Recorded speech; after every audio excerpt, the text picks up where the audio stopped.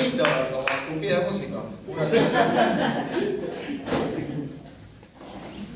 Este es el que toca la trompeta en la orquesta. Bueno, sé que vienen bien comiditos, que vienen bien preparados, bien fortalecidos. Y a mí me gustaría relajar un cachito. Vamos a extender un poquito, pues vamos a relajar. Entonces yo te voy a animar a que si hay alguien que tiene preguntas, pregunten referente a lo que se estuvo hablando desde ayer hasta hoy. Y si no tenés preguntas, estás mintiendo. ¿Por qué? Porque todo lo que estamos hablando no es algo a lo que nosotros estemos acostumbrados. Porque en el sistema en el que vivimos hay temores. ¿Me explico lo que estoy diciendo? Hay temores.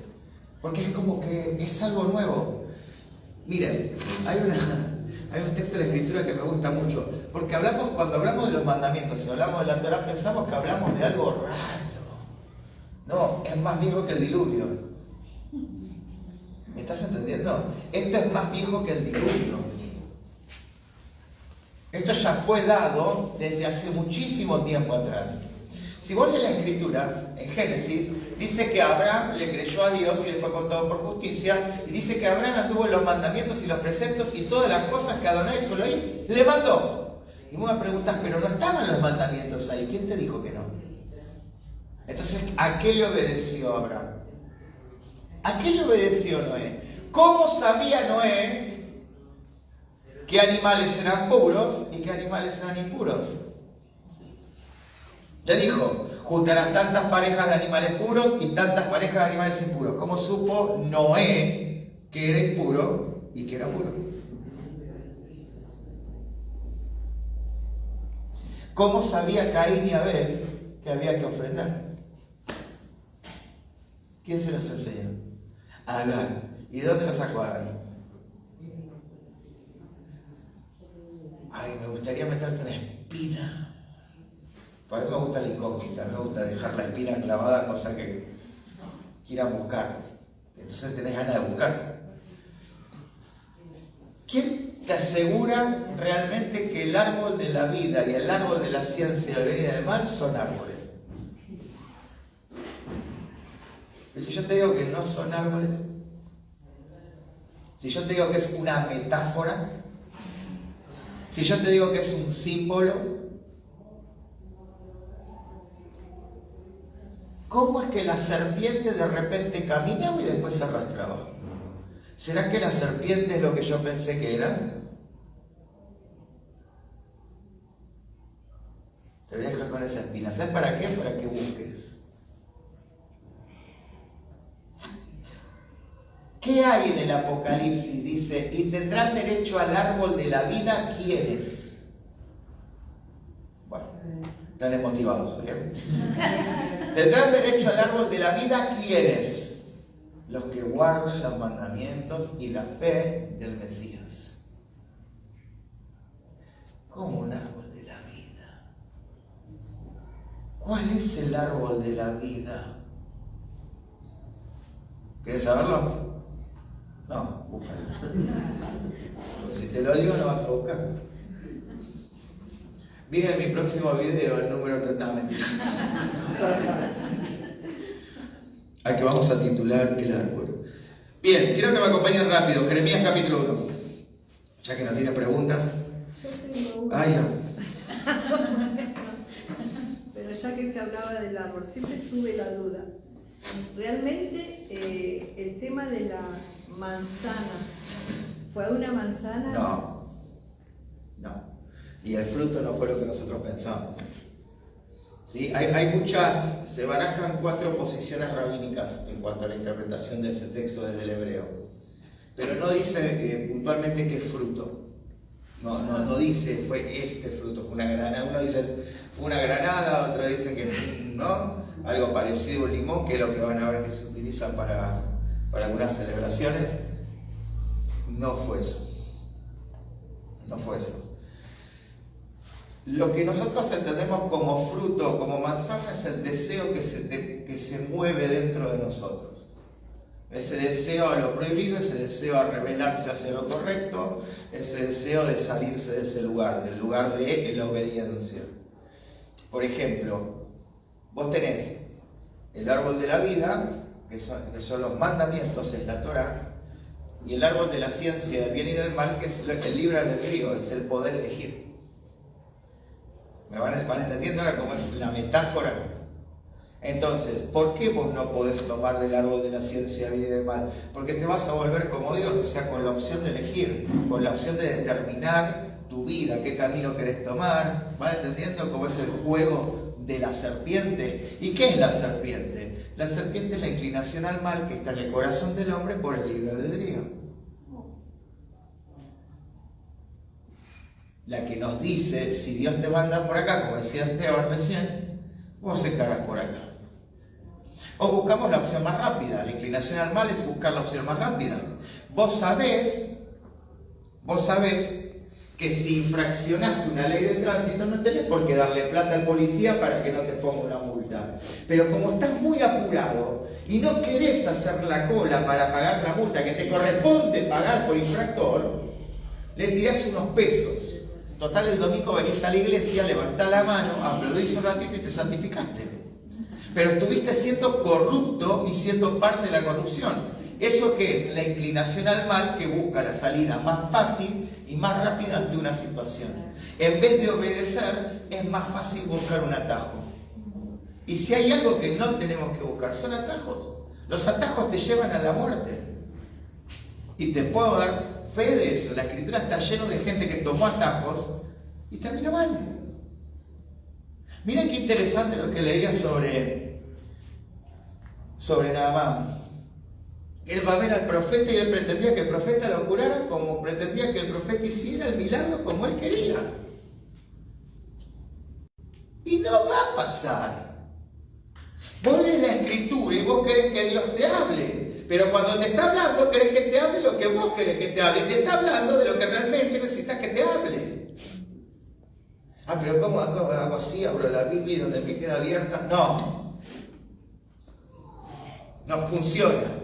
Y por más que dejé la Biblia abierta en el Salmo 91, si te tienen que chorear, te van a chorear. ¿Me vas entendiendo? No, saquemos la estupidez, el misticismo. Cuando vos lees la Escritura, tenemos que ser ordenados hasta para leerla. Somos recontra desordenados. Si ya les hago una pregunta es, ¿cuántas veces leyeron completo el libro de Génesis en un solo tiempo? No, un capítulo de Génesis, un capítulo de los Salmos, un capítulo de Mateo, un capítulo de Corintios. ¿Y querés entender la Escritura? ¿Vos me estás cargando? ¿Por qué te digo esto? Porque esto es como mirar la película por la mitad. Viste que hay gente que empieza a mirar una película y no le encuentro sentido a la trama. Empezás a correrla con la flechita y la vas adelantando. Y llegaste a la mitad. Y en la mitad, porque esto es algo que te enseñan en lengua, ¿se acuerdan? Introducción, nudo, desenlace. O tenés una introducción y en el medio tenés el nudo, o sea, donde se desata toda la trama. ¿Y qué hacemos? Miramos de donde se desata la trama hasta el desenlace, o sea, de Mateo hasta Apocalipsis.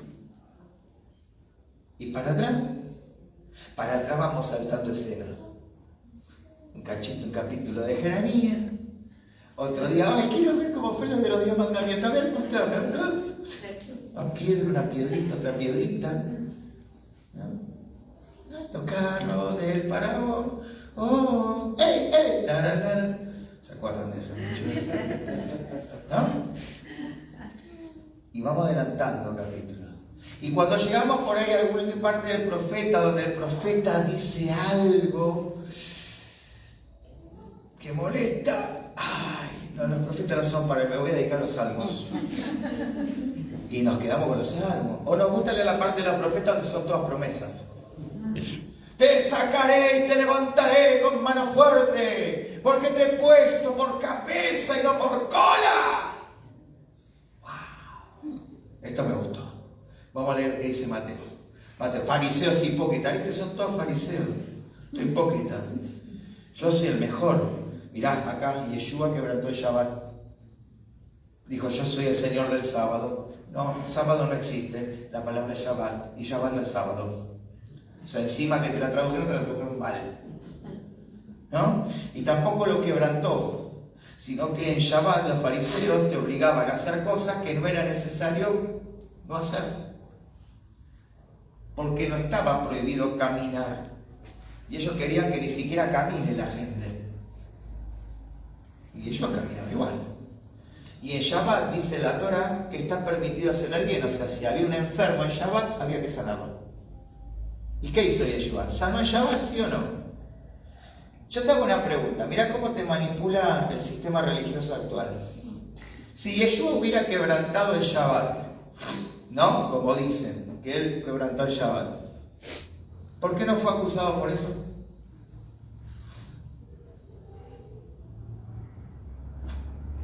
Si dice que buscaba en qué agarrarlo y no encontraba nada, porque él cumplía con la ley, guardaba el Shabbat y guardaba los mandamientos. ¿Te das cuenta que por ese lado no lo agarraron? ¿Por qué lado lo agarraron? Cuando él dijo, la Torá y Moisés y los profetas hablan de mí. Y le dijeron, ¿vos te haces Dios? Con eso lo agarraron. Y con eso lo acusaron. ¿Cómo lo acusaron? Fueron a los romanos y le dijeron, ojo que este quiere venir a fundar un reino diferente. Quiere tener más poder que el César. ¿Y qué dijeron los romanos? Tráigame para acá. Más que el César no puede haber nadie. ¿Van entendiendo cómo fue la trama? Por guardar la Torah, por infraccionar la Torah, no lo acusaron, porque él nunca la infraccionó. Despertemos a eso, tengamos cuidado con los que nos mienten y dicen, ¿viste que él infraccionó la Torah? No, él no infraccionó nada. Porque por ahí no lo agarraron. No pudieron. Y aparte otra cosa, si hubiera infraccionado la ley, ¿cómo se puso a hablar en una sinagoga? Un rabino que infracciona la ley no puede leer en una sinagoga. Y él leyó en la sinagoga. Cuando dijo, el espíritu de Adonai está sobre mí y me ha ungido. Ahí estamos, vamos aprendiendo. ¿Hago otra pregunta? Puede ser. Te respondo. Sí, dale. ¿Qué dice la Torá sobre la cremación? Sobre la cremación.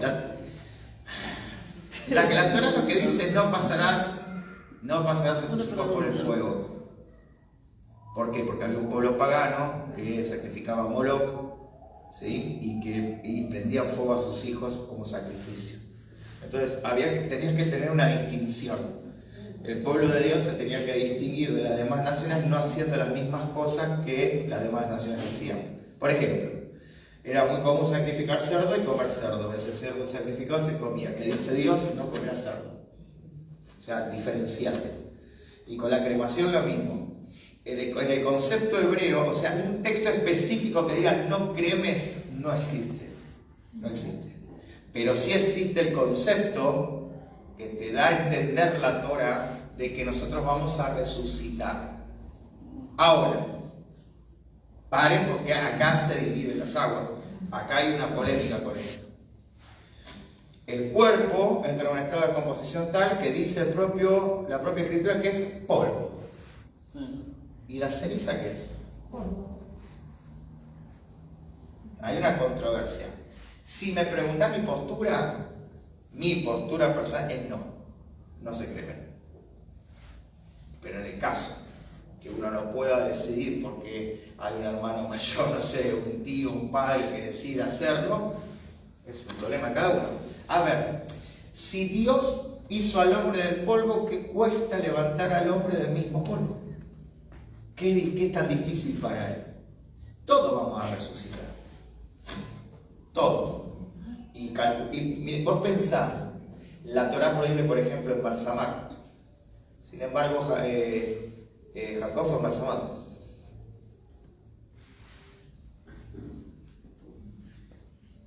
José fue embalsamado. Porque vivía en Egipto. Su cuerpo fue trasladado durante todo el viaje en el desierto hasta entrar a la tierra prometida y ser enterrado en Macpela, la ciudad de Mamre, donde estaba su familia. Y estaba embalsamado. Ah, pero José infraccionó la ley. No, él se murió. ¿Qué sabía la mujer? Y nada, lo metieron a él en balsamaron como era la costumbre de los egipcios. ¿Y que por eso no va a resucitar en el día venidero? Sí, lo va a hacer. No sé si como momia, pero va a resucitar. ¿No? Sí, es así. ¿Otra más? Pero Dios y la Virgen, ¿cómo? Sí. Si yo tengo una persona que quiero mucho, ¿no? Sí. Puede ser un familiar, una persona, y toma la decisión de suicidarse. Joder. Sí, bueno, pero... Pensé que íbamos a hablar de cosas. ¿A dónde va? ¿A dónde, claro? ¿A dónde va quién? Bueno. No va a ningún lado, va a ningún lugar, vamos todos. ¿Qué posición tengo en ese? ¿Es algo? ¿Qué? ¿Qué tengo que hacer? Mira, yo hago una pregunta. Si yo tengo una pregunta, ¿vos sos salva? No. No sabes. Porque depende de todo el proceso de tu vida, es lo que va a determinar si realmente sos salvo o no. No es que, ay, ya creí, ya sí salvo. Pero dice la Biblia, ¿crees, Señor Jesucristo, y se salvo en tu casa? Sí, pero te está diciendo que es instantáneo y que ya está y que puedes seguir haciendo todo lo que quieres y que ya está, vas a estar salvo. No. Te está diciendo que creer, o sea, tener la fe en Mesías y obedecerle, vos vas a tener la posibilidad de salvación. No te está dando la garantía, te está diciendo, vas a hacer dependiendo de. Porque miren, Yeshua que dijo, echaba fuera demonios, hablaba nuevas lenguas, no te conozco porque no guardaste los mandamientos, nos vemos, chao. Entonces, con el tema del suicidio, decir si una persona que se suicidó es salva o no es salva, no lo podemos determinar. Yo creo que es muy arriesgado tirar un facto, como dicen ahora, sobre estas cuestiones. Y voy a explicar por qué. Porque nadie está en la cabeza de la otra persona. Una persona que tiene ideas suicidas no está bien, no está en sus cabales. Porque una persona que está en sus cabales no atenta contra su propia vida. No se va a querer hacer daño. Yo no me levanto a la mañana y me miro y digo, qué gana de pegarme una cuchillada en la cabeza que tengo. No. ¿Me explico? Es una persona que no está bien. Hay un desequilibrio emocional por lo cual le lleva a rechazar su propia vida y querer quitarse la vida. Ahora, si la persona conoce de la Escritura, si la persona conoce qué es lo que Dios piensa, Dios dice que nadie puede atentar contra su propia vida porque solo Él la da y solo Él la quita. Él es el que tiene la potestad sobre nosotros. Pero llegaba el caso que lo conociera y se quitara la vida, el que va a determinar en el día final cuál es el destino de esa persona es Dios. Nosotros no podemos juzgar ni decir quién va a poder ser salvo y quién no. Porque dijo el apóstol Pablo, cada uno de nosotros tiene que aprender a estar seguro de su propia salvación. Entonces, ¿yo cómo puedo juzgar la salvación del otro? ¿Con qué derecho yo juzgo la salvación del otro? ¿Con qué derecho yo digo, él se salva, vos no, vos sí, vos no? ¿No? Cuando comenzaron a acusar a uno de los profetas, Dios por medio de una profecía, por boca de ese profeta, dice, ¿quién los puso a ustedes como jueces sobre la vida y la gente de Israel? ¿Quién les dijo a ustedes que pueden determinar quién se salva, quién no, quién vive, quién no vive? Entonces, el tema del suicidio para mí es muy delicado. Yo considero que obvio no hay que atentar contra su vida y obvio que obviamente se dejan de cumplir ciertos requisitos que te van a dar como un final medio inesperado, que no es el que todos esperaríamos. Esa es la realidad. Hay un parámetro. Pero decir que si se va a salvar o no se va a salvar, no sabemos. Y todos vamos a comparecer ante el mismo juez. Todos, no se salva ninguno. Y cuando vos te morís, no vas ni al cielo ni al infierno. Vos vas a la tumba. Eso es el Sheol. El Sheol es la tumba. No hay cielo o infierno que te espere. Ay, pero a mí me dijeron que yo voy a jugar con los angelitos allá. Sí, esa era mi otra pregunta. Esos angelitos con pañales. ¿Estos angelitos que tienen la cola gorda con pañales? Y vuelan así, cortitos, cachetones, lindos. Rubios, son todos rubios los ángeles. ¿De dónde los sacaron? ¿Vos leíste la Biblia para saber que es un ángel? Si la lees, no vas a querer verlos. Lean el libro de Ezequiel. Ahí te dice cómo es un ángel. A ver si te llegan a ver alguno. Los ángeles, los más cercanos al hombre, por decirlo de alguna manera, son como nosotros, no tienen alitas. Hay otros que sí. Pero no les aconsejo que está bueno verlo. Pregúntele al profeta cuando lo vio, dice que temió, quedó pálido. Dice, el piso debajo de mí tembló. Y lo que vi me dejó consternado. Una rueda con otra rueda, con 1000 ojos por dentro, 1000 ojos por fuera, 6 alas cubriendo sus pies, y sobre ellas se movía el trono del Altísimo. Esos son los tronos. Un querubín, ¿saben qué quiere decir la palabra querubín?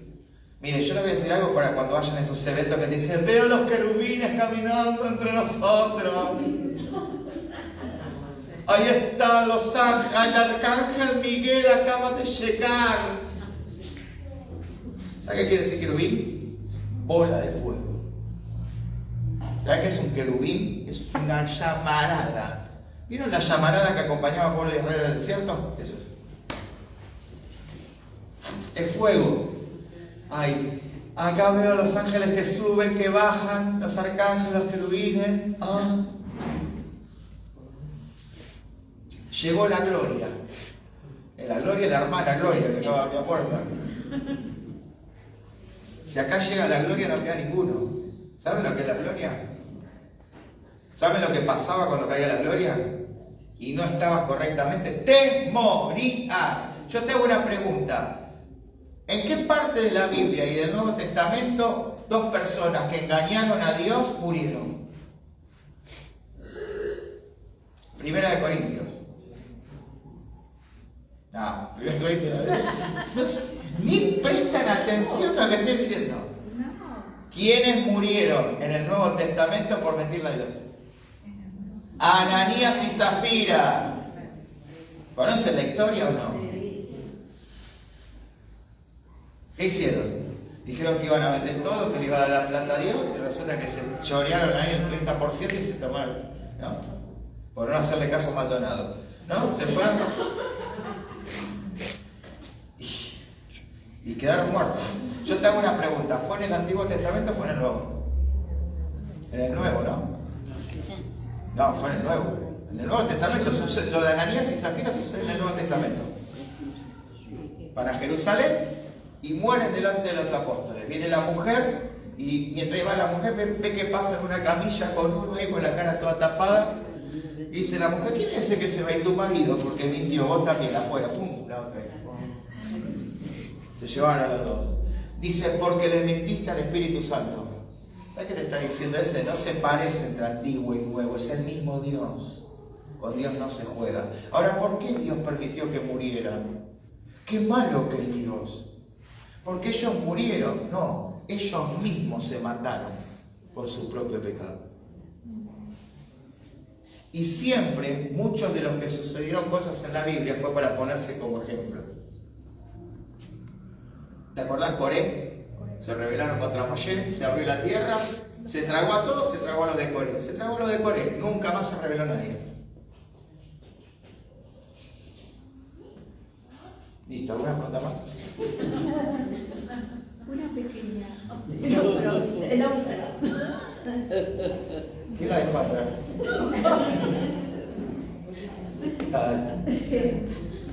¿Por qué siempre se ha dicho y nos han enseñado así? En la parte cuando, ¿por qué Dios permitió las muertes, las guerras? Donde muchas veces ha dicho, qué malo que sos. Estoy hablando en diferentes... A ver. ¿Cómo se puede plantear eso? Primero tenemos que entender 2 cosas. En el libro de Levítico están las leyes de la guerra. Las leyes de la guerra dicen qué pasa cuando hay una guerra y qué es lo que se afecta en una guerra ¿Y qué es lo que tendríamos que hacer nosotros si estamos en un estado de guerra? Si yo estoy en un estado de guerra, la palabra, la Torá misma me dice que yo me tengo que defender. O sea, vos, si alguien va a entrar a tu casa y va a matar a tu familia, ¿qué? Dale, guerra, no, dale nomás. No, vas a defender tu territorio, vas a defender tu tierra, vas a defender a tu familia. La Torá tiene el mandamiento que dice no matarás. No es no matarás. El verdadero mandamiento en hebreo dice no asesinarás. O sea, no vas a matar a alguien por simple gusto. Ahora, hay una ley de la guerra. La ley de la guerra dice que yo ante un conflicto de que quieran tomar mi tierra, que quieran lastimar mi tierra, y yo soy parte de ese pueblo, yo puedo defenderme. De hecho, ¿recuerdan cuando los soldados van a ver a Juan el Bautista? Y dice, ¿nosotros qué tenemos que hacer para no tener pecado? ¿Y qué le dijo Juan el Bautista? No sean corruptos, cumplan con su trabajo como corresponde. ¿Cuál era su trabajo? Soldados, mataban gente y en algún momento mataron a alguien. ¿Me vas entendiendo? ¿Pero por qué? Porque ellos tenían que cuidar su trabajo. Ahora, el Dios de la Biblia, ¿por qué permitió guerras? Primero, estamos hablando de una época y un tiempo donde la única manera de que el pueblo de Israel tuviera su territorio como corresponde, porque esto no se le presta atención mucho y esta es la realidad. La tierra de Canaán, que el pueblo de Israel toma cuando sale de Egipto, es la tierra de donde venía Abraham. O sea, Israel no estaba tomando posesión de una tierra que no le correspondía, sino que estaba tomando posesión de una tierra que a Abraham se le fue dada. Y que con la cuestión esta de haber sido esclavizados en Egipto, ellos perdieron esa posesión de esa tierra. Ahora tenían que recuperarla. Y en medio del recupero había naciones. Ahora, ¿Dios fue injusto con las otras naciones? No, hay que leer muy despacio y muy entre líneas. Y consejo que doy, lean en lo posible Primera de Samuel, Segunda de Samuel, Primera de Crónicas, Segunda de Crónicas, Reyes y Josué y Jueces en una versión hebreo-español. ¿Por qué? Porque las palabras que tenés en la Reina Valera no coinciden en nada con el original. Entonces vos vas a leer mató y mandó matar a Adonai. ¿En qué parte mandó matar a nadie? No mandó matar a nadie. Ahora hay una consecuencia frente a una guerra. Bueno, la guerra está. Por ejemplo, la que le clavó la estaca al rey en la cabeza, al rey pagano que quería atacar a Israel. Esa mujer agarró, ay no, metete acá, vení a mi carpita, vení. Y cuando estaba ahí, ¡fua! Císara, ¿se acuerdan? Le atravesó la sien con una estaca. ¡Ay! La mató. Estaba en medio de una guerra. Ella defendió su linaje, su tierra, su sangre. ¿Estaba bajo el absoluto régimen de la Torá? Sí, porque la Torá te dice no asesinarás. Ahora, como no conocemos las leyes de la guerra, siempre juzgamos las cuestiones que sucedieron con la guerra en el Antiguo Testamento. Te aconsejo leer Levítico, que tiene todas las leyes, cómo se aplican, leyes de alimentos, leyes de la guerra, leyes del hombre, las leyes de la mujer, las leyes de la menstruación, las leyes del flujo de semen, las leyes del alimento, las leyes del lavado de manos, te enseñan todo. Pero como no lo leemos, porque es tan denso Levítico, es tan largo Levítico. Y por no saber eso, pensamos que Dios, y le creemos a Marción del Ponto, que dijo que el Dios del Antiguo Testamento era malo y el Dios del Nuevo Testamento era bueno. Es el mismo. Yo les hago una pregunta, y esto sin ánimo.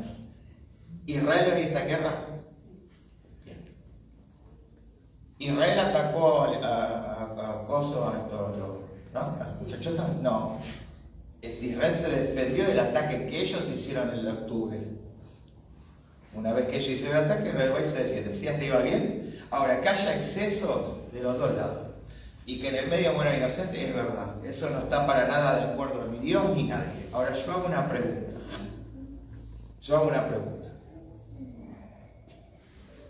¿Ustedes creen que Dios está a favor de esa guerra?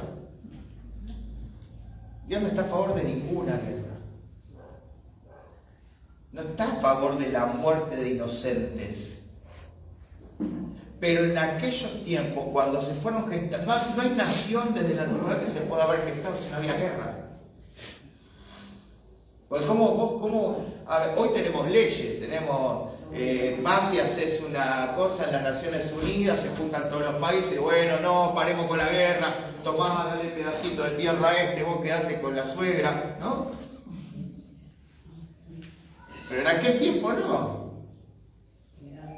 Aquel tiempo era la ley del más fuerte. Vengo a querer tu tierra. No, no te la doy. Ah, no, toma, ¡pumba! ¡Chao! Es mía. Y te plantaban un reino, te plantaban una bandera. ¿Cómo se creen ustedes que tomó poder Nabucodonosor, el rey de Siria, el rey de Babilonia? ¿Cómo generaron los imperios? ¿Cómo se generó el imperio romano? ¿Ustedes sabían que el imperio romano es descendiente de Esaú?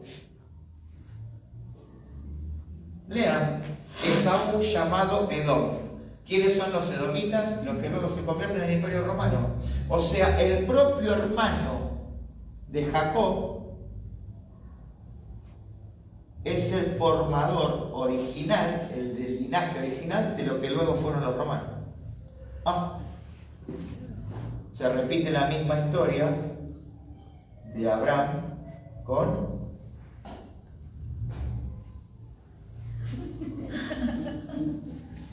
de Isaac con Ismael. ¿Se acuerdan de Isaac con Ismael? Uno con los árabes, el otro con los... Y se repite la misma historia, o sea, el nieto repite la misma historia del abuelo. ¿Se van dando cuenta? ¿Por qué? Porque uno obedecía y el otro desobedecía. Entonces el que desobedecía se mandaba a la macana y hacía desastre. Y por culpa de eso sucedía una división en la familia, que duraba años. ¿Viste? A veces hay que portarse un poquito mejor para no generar despelote en la familia. Dije despelote, perdón. ¿Se entendió? ¿Alguna pregunta más? Sí, yo. Pero la Gracias. Dale. Mira, la duda que me quedó a mí es con respecto a lo que dijiste hoy, que una vez que te morís que vas ni al cielo, Sí. ni al infierno. Sí. ¿Qué hay de eso que te dicen, bueno, esa persona que uno quiere, ¿no? En este caso, tu padre, mamá y papá, no te preocupes, están en un lugar mejor, descansan en paz. ¿Está descansando? Pero ¿cómo es eso? ¿No hay cielo? ¿No hay infierno? A ver. ¿Qué es el infierno? Según la versión bíblica real del infierno, el infierno no es un lugar de tormento. La palabra infierno viene de inferno, del griego infernus, donde se decía que estaba este muchacho, ¿cómo es que se llama? Que había un arquero que se llamaba así. ¿Cómo es? ¿No? El loco Gatti. No. El cancerbero, estaba el cancerbero. Al arquero, escuchen, al arquero en España, en el fútbol español, al arquero se le dice cancerbero. El cancerbero es un perro gigante que cuidaba las puertas del infierno. ¿No? La teología del infierno nace por un monje católico, que no me recuerdo ahora exacto el nombre, que él determina, lo podés encontrar en internet mismo también el dato, él determina cómo hacer que la gente se afecte y se aferre a la religión.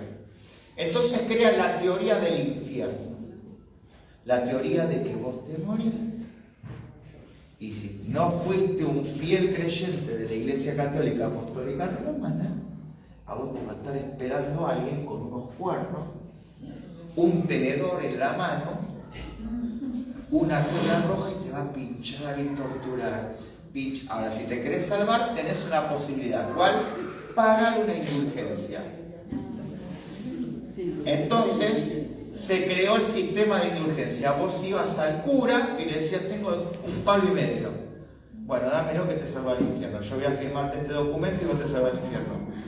Contra eso fue con lo que peleó Lutero. Lutero no peleó contra no crean en la Virgen María. De hecho, Lutero tiene un libro que se llama La Virgen María, dueña de la adoración de todo hijo de Dios.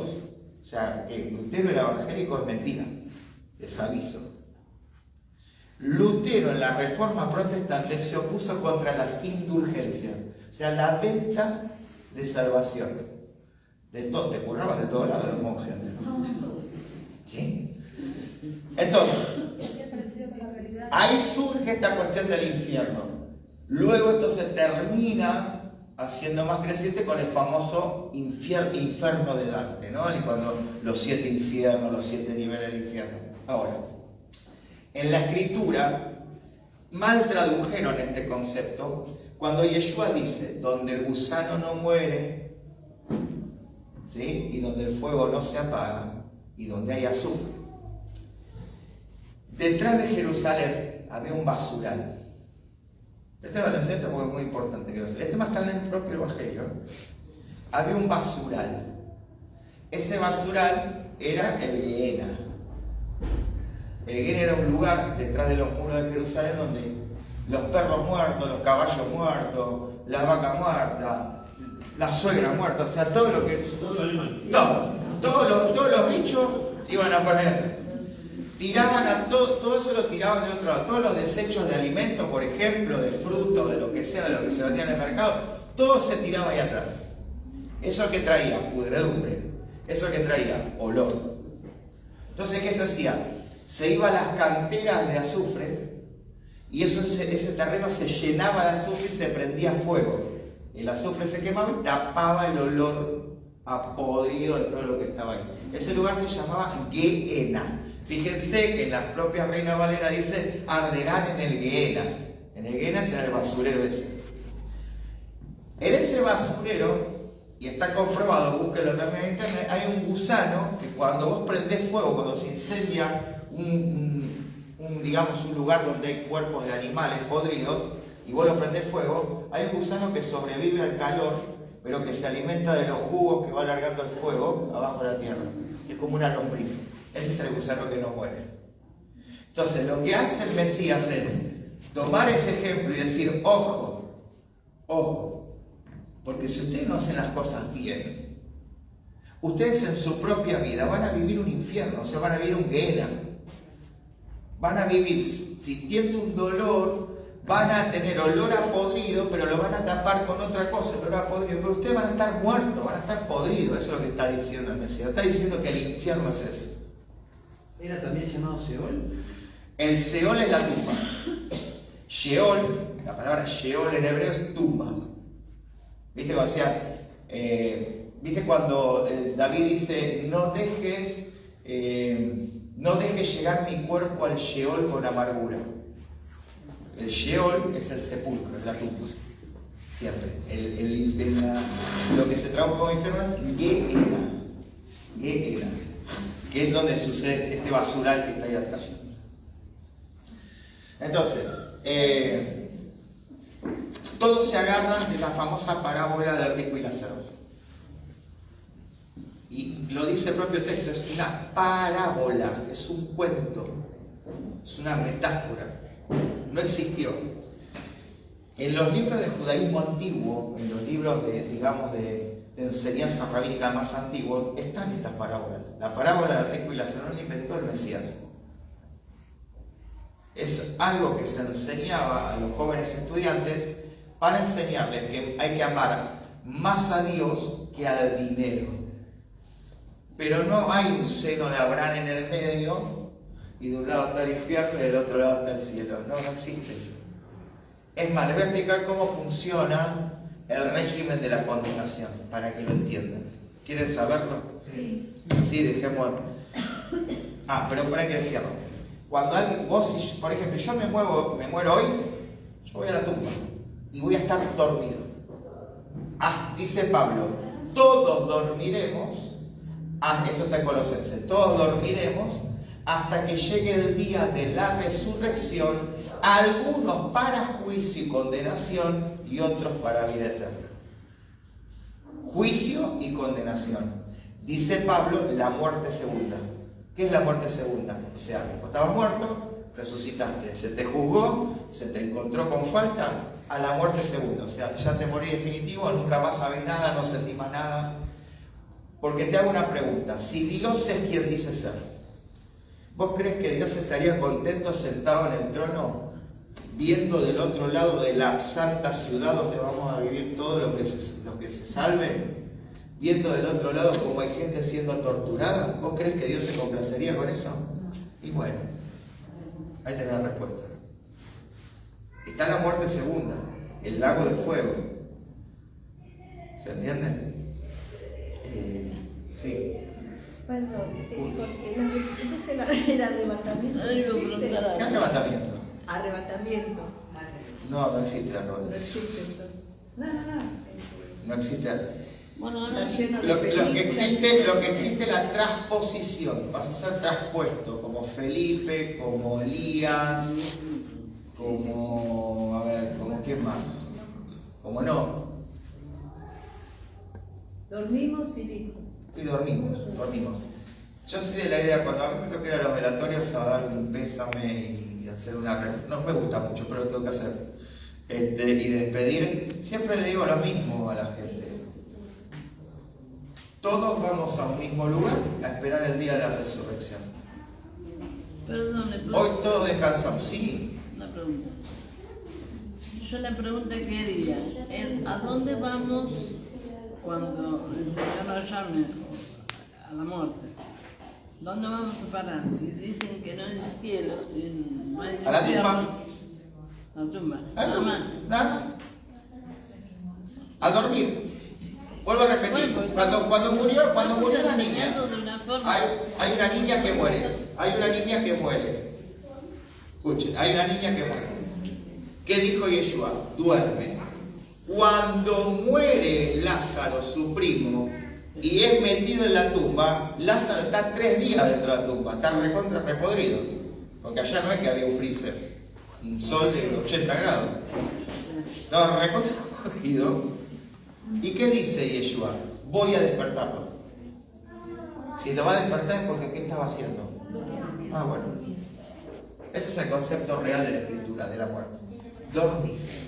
O sea que no y Elías fueron trasladados. Fueron traspuestos, fueron traspasados de un lugar a otro. Y te voy a explicar por qué. Ayúdame a ver, cachito, Esteban, ayúdame. Así mientras tanto él les busca el texto en la Biblia que tiene toda la Biblia completa.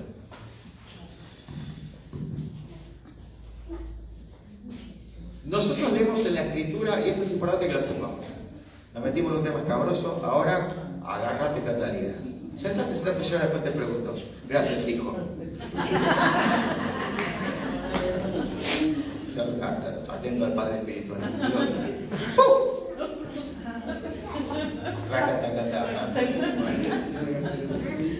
A ver. Me cayó la gloria. Bueno, a ver, en serio.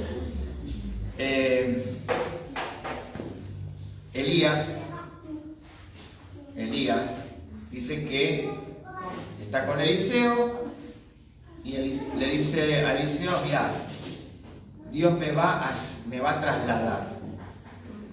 Si vos te quedás mirándome cuando yo asciendo, vos vas a recibir una doble porción.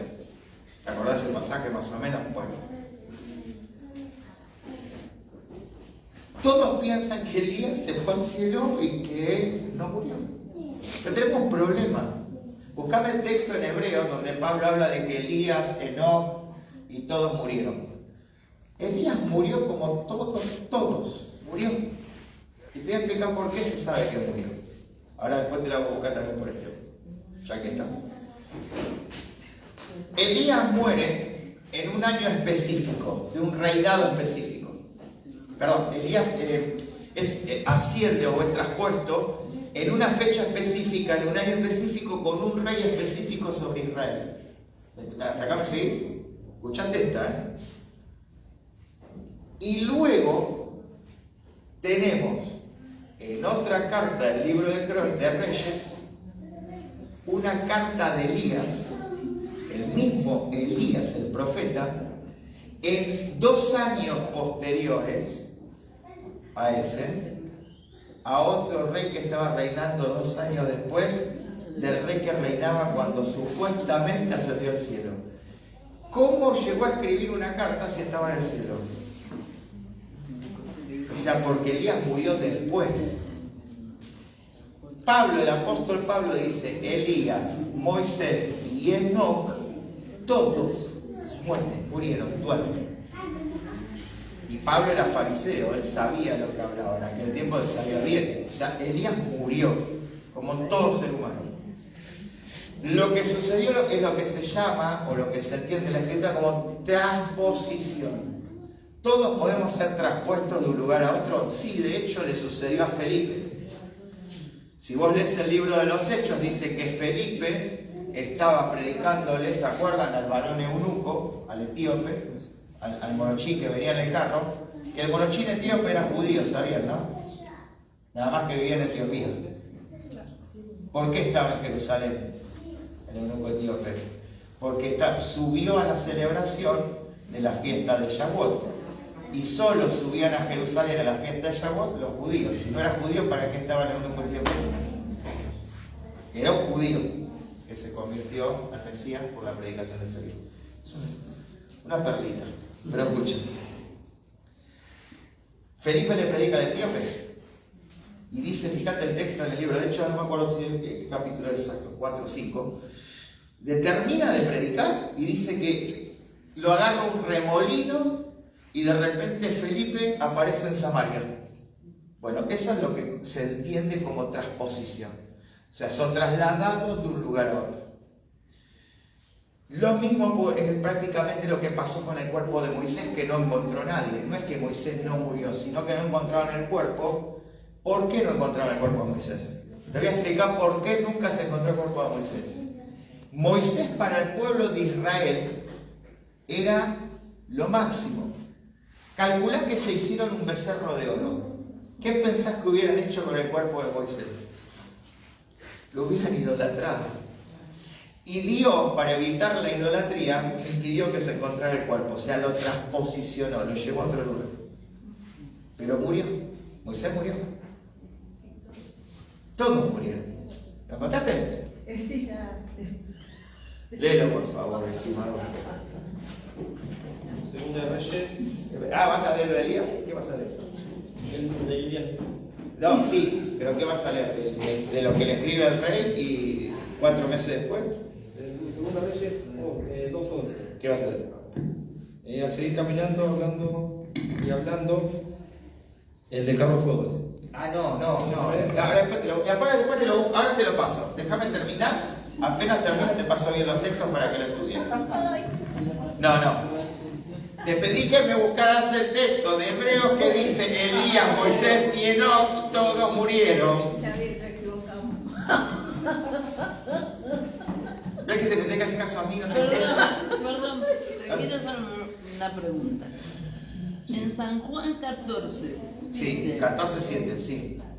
Bueno, no me acuerdo demasiado, ¿no? En ese pasaje dice, pues voy a preparar un lugar para vosotros. No tenés una casa en el cielo. Bueno, pero yo estoy preguntando. Bueno, ¿quieres que te explique? A ver, escucha. Ahora les paso bien los textos porque si no... Dios mío. Escúcheme. Cuando Yeshua dice, he aquí, mirá, ¿me escucharon? He aquí, yo voy a preparar lugar para vosotros. No es que tenés una casa. No. Voy a preparar morada para vosotros. Morada, bueno, perdón. Bueno, pero escuchen, esperen. ¿Qué es morada? Te voy a explicar algo. En el templo de Jerusalén, Sí. en el templo, adentro del templo de Salomón y luego en el templo de Herodes, estaban las moradas. ¿Qué eran las moradas? Las moradas eran las habitaciones donde vivían los levitas y los sacerdotes. Lo que dijo Yeshua es, he aquí yo voy a preparar morada para ustedes. No es que te va a levantar una casa al lado de la casa del arcángel Miguel, sino que lo que está diciendo es, en la nueva Jerusalén, vos vas a poder vivir en el templo como vivían los levitas y como vivían los sacerdotes. vas a tener una morada, un lugar. Ahora, la nueva Jerusalén que desciende del cielo, ¿es que va a caer un pedazo de tierra con una ciudad? No. ¿Sabe qué quiere decir que va a descender la nueva Jerusalén del cielo? Que el gobierno total de Dios va a estar sobre la tierra. No es que va a descender un cacho de tierra con el templo ahí, no. Sino que la nueva Jerusalén, o sea, la renovación de la Jerusalén gobernada por Dios, va a ser gobernada por Dios eternamente. El gobierno de Dios va a ser totalitario. Está bueno eso. Pero lo tenés que entender, repito, desde el hebreo. ¿Lo encontraste? Hebreos 11:5. A ver, ¿qué dice Hebreos 11:5? No, ponete, tenés los lentes puestos, vos lo lees vos. Por la fe Enoc fue traspuesto para no ver muerte y no fue hallado, porque lo traspuso Dios y antes que fuese traspuesto tuvo testimonio de haber agradado a Dios. Esa es la Reina Valera. ¿Y vos cuál tenés? Bueno, pero fíjate que hay más, sigue. En la versión internacional dice: por la fe Enoc fue sacado de este mundo sin experimentar la muerte. No fue hallado porque Dios se lo llevó, pero antes de ser llevado recibió el testimonio de haber agradado a Dios.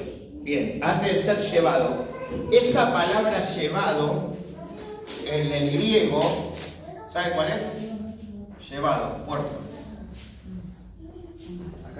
Acá dice que la Torá no detalla que no vio la muerte. Sí, no. El aspecto de la fe. La Torá lo detalla. La Torá lo detalla. Y ahora les voy a explicar por qué la Torá detalla que tuvo que haber muerto. Por fe no fue trasladado para que no hubiera muerte, y no fue hallado, ya que lo trasladó Dios, porque antes del traslado tuvo testimonio de haber agradado a Dios. ¿Sigo? Sí. Pero sin fe es imposible agradarlo, porque es necesario que el que se acerca a Dios crea que existe